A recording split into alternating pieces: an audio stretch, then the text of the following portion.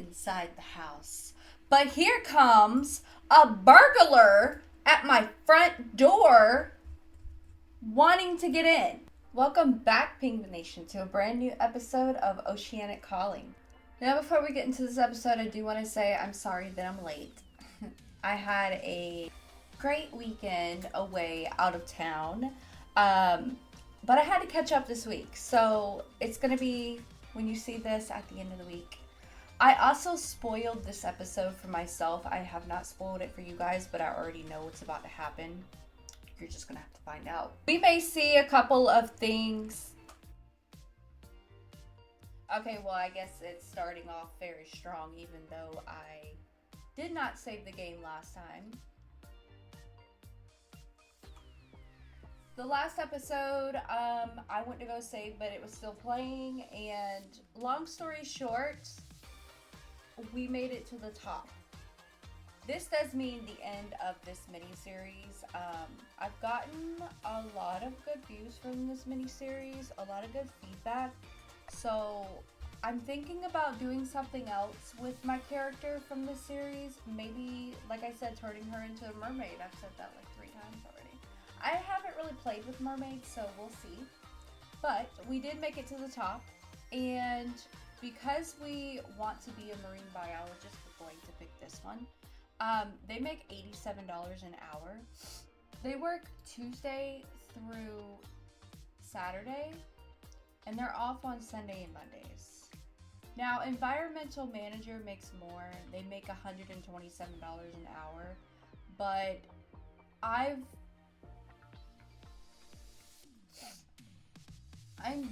been doing this series to get to marine biology, not environmental manager. They're in the same category, obviously, but it's basically when you get to this point, you split off in a branch. So we are choosing marine biologist. We got our promotion, our biggest promotion yet. That's the highest promotion we will ever get. I am so proud of this little journey in my character. Megan has been promoted to Ocean Observer. She will now make an additional $25 an hour for a grand total of $87 per hour. She has also received the following bonuses: enthusiasm about marine biology, survey ocean wildlife. Her next shift is Tuesday. So we actually have the rest of the day off. We have a lot of vacation days. We have 7 vacation days. I thought about taking some vacation days and like having her explore more of the island, you know, just taking like a small little break just to prolong this series, maybe a couple more episodes. I don't know. Our tub is still broken. There are other things that may show up broken as well, just because the game did update this past 2 weeks ago. And I'm still trying to fix things that are missing. We have so much money. I want to try and like make the living quarters on the lab a little bit bigger. Maybe we add an upstairs. But for now, I am going to let my character go to bed, eat, bathe, and do those things. Okay, so something I just noticed, which is very rare, is the fact that we have jellyfish in the water. I have not seen these yet, so that means the island is getting even better. That's a good thing. Here's our old friend, Leah. She's a fish poacher, so we're gonna confront her about her wrongdoing. It's completely dead by now. Maybe if you gave your heart out to the ocean and the island, we'd be friends, but you can't do that, Leah. You can't do that. Her exclamation mark went away, so maybe we actually did something. Imagine being able to just swim here. Like, you can see the bottom of the ocean. You're surrounded by beautiful corals, beautiful rocks with beautiful views like this. Just amazing, right? So I got her to survey the wildlife at the diving area. This is a shallow area, so she can like see all kinds of fish and stuff. She's not going deep sea diving, unfortunately, but it's part of the job. Even though it's our day off, we do this for fun. And at the end of the day, we always come back to our loving doggy friend, Baxter. I'm gonna play some fetch with him and give him some loves. He loves being an island dog. You can just tell. Okay, I did a little something. I made a second tier. I actually need to add the roof back in. But, so downstairs, I reorganized everything and made it into a kitchen slash dining room slash bar situation. So we have a bigger refrigerator, we've got more counter space, we have got a bar, all the food bowls, a microwave, stuff that we didn't have. And if we go out here at the front, we can go up the stairs, and this is our living quarters. This is like our little dock area. I just put some plants over there, and then I made this into a living room bedroom situation, which I think is so cute, so much better. And I put some windows out here so she can see the ocean from here, right over the rooftops. So that's nice. Look at that beautiful view. It is 3:47 a.m. We woke up with the stomach gurgles because I accidentally let her eat a TV dinner. We haven't done our morning jog in a while, so I will go let her go jogging. Work starts, when does work start? Work starts at 8 a.m., so we have a little bit of while. I'm really hoping that they give us a really cool marine biology outfit, because if not, I'm gonna have to make one. Again, but it's fine. As I'm looking around here, I'm noticing something really new. This is new.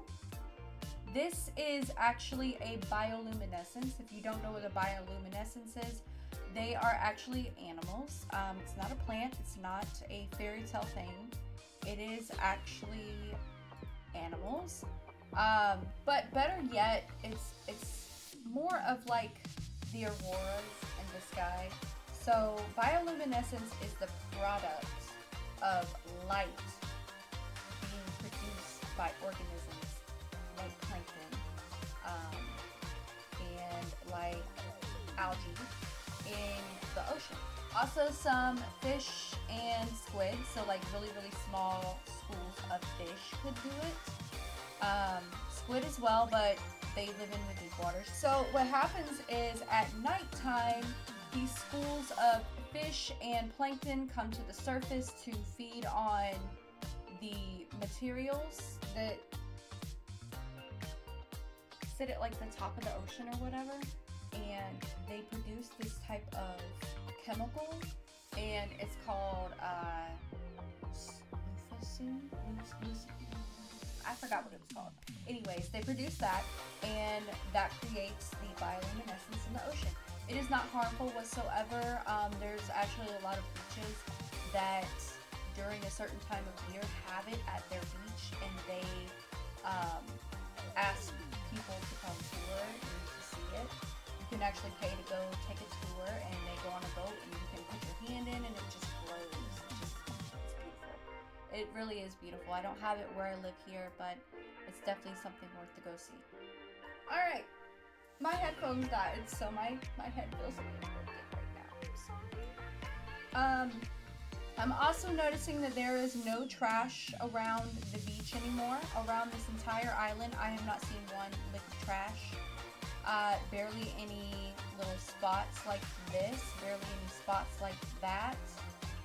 We're doing really good. I think we're almost to the point where our island is clean. I am going to send her off to work on her first day because I do want to see the brand new outfit that they have for her. Okay, we gotta step up. So we actually have a wetsuit and fins. We still have the hat on that I gave her. We can't really go swimming with the hat, but I'm not even going to mess with this right now. We brought home $609. We did some really great work. Baxter is over here chilling by the cave. I don't know how he ended up over here, but he woke up and now he's looking like, where am I? Baxter, that's gross. You're licking your own pee. Oh my gosh. Alright, so we are going to fill Baxter's bowl. He's wanting some love, so we're going to give him some kisses. We're going to give him some pets. So it's Winterfest today, and we are spending today giving Baxter some love, ignoring everyone, and cleaning up the beach. That's the perfect way to spend Christmas. Oh my god. Oops. She's filthy. Taco would like to come over. Taco, you can definitely come over. But you're going to have to wait because we are in a cave, first of all. An enchanting song floated through the winding passages of the cavern, spurring Megan to investigate the sources of the bewitching harmony. Turning around a bend, she became the audience to a mermaid and her enchanting beauty. Unable to hold back, Megan approached the mermaid only for her enchanter to back away coyly. Once Megan was leaning over the pool of the water the mermaid was resting in, the mermaid struck, pulling her under the current and into her embrace. Meanwhile, she's browsing the web while she's in the cave. I don't know how accurate that must be, but... So I remember on our first day of this series, it was the day of Winterfest, and we had Father Christmas in our house. And we didn't have Baxter before then. But look how cute this entire interaction is with Baxter and Father Christmas. He is such a good boy. Okay. The day before Christmas at 3 a.m. All is quiet inside the house. But here comes a burglar at my front door wanting to get in. We can't let this happen. Fight the burglar. This is our island. So we're not gonna let her come in here and take anything. Hopefully Baxter's asleep, so he doesn't even care. The police are here and they're fighting the burglar for us. We didn't even get a chance to come in and fight her. And we are so like unbothered by it. Look at us. Oh. She didn't get to steal anything, thank God. Now we can go back to sleep. Wait, what's happening here? Is she getting a ticket? Imagine living on a... Well, that's a job well done. We caught the burglar red-handed. Your vigilance kept the neighborhood safe. Excellent work. So we didn't even get to fight the burglar. And the whole time Baxter was asleep and he's just now waking up. But imagine living on an island that has no neighbors. You don't even live in a neighborhood, but a burglar comes to your island and tries to break in. Like, how are you even supposed to defend yourself? That's what we have a dog for, and Baxter is just the biggest baby. He doesn't even look at him. That is not a defensive dog at all. He already needs another bath.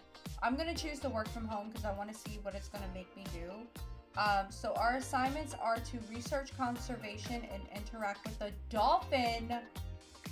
Okay, we gotta do the dolphin first. Like, big fish friend sighted. Whoa, what a cute big guy. Megan is positive that shark means for absolutely no harm. Such a silly sharky. That would totally be me in the ocean. I'm not even gonna lie. I'm waiting for the dolphins to come back, but they haven't. I get to the beach, and I don't know if there was a sandcastle making contest or what, because I have one guy with some crazy CC on, and the craziest. Okay, cool. But 1, 2, 3, 4, 5, 6, 7, 8, 9, 10, 11, 12 sandcastles in the sand. That is ridiculous. Will you come back up, please? Will you come back up, please? Now they're over here, but it won't let you click on the dolphins that are jumping. You have to click on a jumping, and you have to click on a dolphin when it comes up and like looks around. Oh my gosh, oh my gosh, oh my gosh, oh my gosh. It's a dolphin! The dolphin is deciding if it likes you. Okay. Well, stop doing that and investigate by a dolphin. Oh my gosh, this is adorable.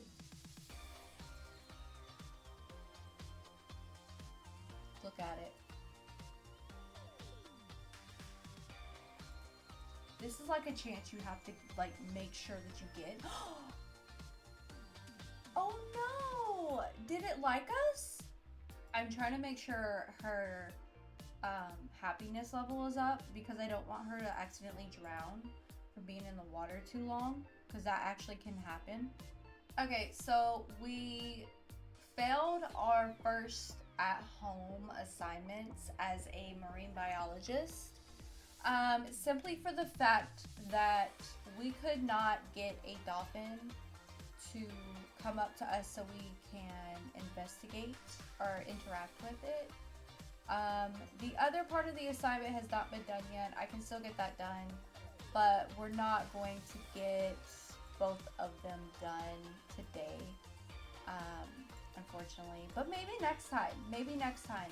I think I'll keep this series going just a little bit longer. Makoa is bugged out. He definitely doesn't know what to do with his life. His wife is probably driving him crazy. A notebook fact for my marine conservation notebooks. Now, this species we're learning about today is called a wahoo. It is a very long fish, and yes, its name is a wahoo. There are 15 species of this fish. They live from the Atlantic Ocean all the way to in areas around the world. You can find them in the Gulf of Mexico. You can find them in Puerto Rico, St. Thomas, Crocs. They're related to mackerels. During the summertime, they migrate to temperate regions, and they can grow up to 158 pounds. Now, these fish can sometimes be found in schools, but they are mainly solitary. They are some of the fastest fish in the ocean. Confused with a barracuda, they look very similar and they are also very fast. Something very interesting about these fish is that a worm is in the digestive tract of these fish, allowing it to keep on eating and keep on growing and keep on reproducing. Now, here is a illustration of a wahoo fish. And that's it for the notebook fact of the day. If you guys enjoyed this episode of Oceanic Calling, we are nearing the end. Hopefully we can get the interaction with the dolphins next episode and see where the end of next episode takes us. Might be the end of the series, who knows? Go ahead and like this video. Leave a comment if you have any questions. Hit that share button, and I'll see you in the next video. Goodbye.